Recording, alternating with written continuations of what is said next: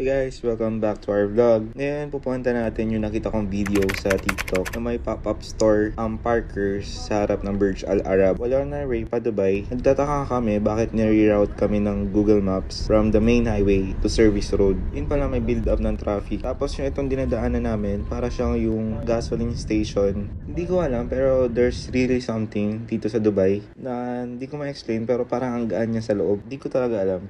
Nakarating na kami ngayon sa may entrance ng Burj Al Arab, by which hindi pala dito yung entrance ng Parkers. Kaya mapapansin nyo, puro luxury car yung nasa harap namin.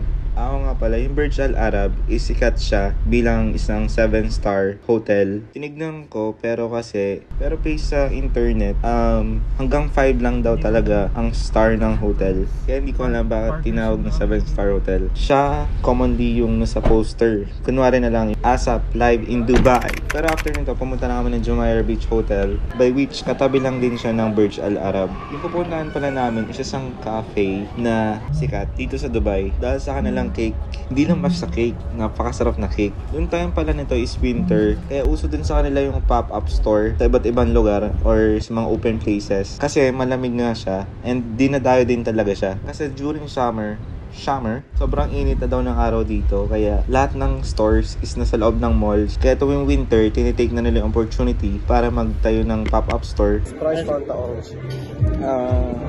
Cola. Cola Zero? Same. Also food? Yeah. And dumating na nga yung cake na pinakakahintay namin. Dahil tong cake na to, from movie siya na Matilda. Kaya ang pangalan niya, Matilda Cake. Chocolate cake siya. Tapos, yung syrup niya, lasang melted Toblerone. Ang ganda pa ng presentation nila, oh. Sinayad talaga niya yung syrup, oh. Naku, naglalawin na naman ako. Ay, no, yan yung picture ng bata dun sa Matilda na movie. Pero hindi din namin naubos yung cake kasi sobrang dami niya. Hindi namin naubos. Isipin mo, 3 na kami nun. Then yun, after namin kumain, pauwi na rin kami. So habang naghihintay kami ng valet, yun lang. Salamat ulit sa panonood. Kita mo yan, nakasamin pa na dilaw yan. Lahat ng nakikita ko niyan, kulay dilaw eh. Yun lang, bye-bye.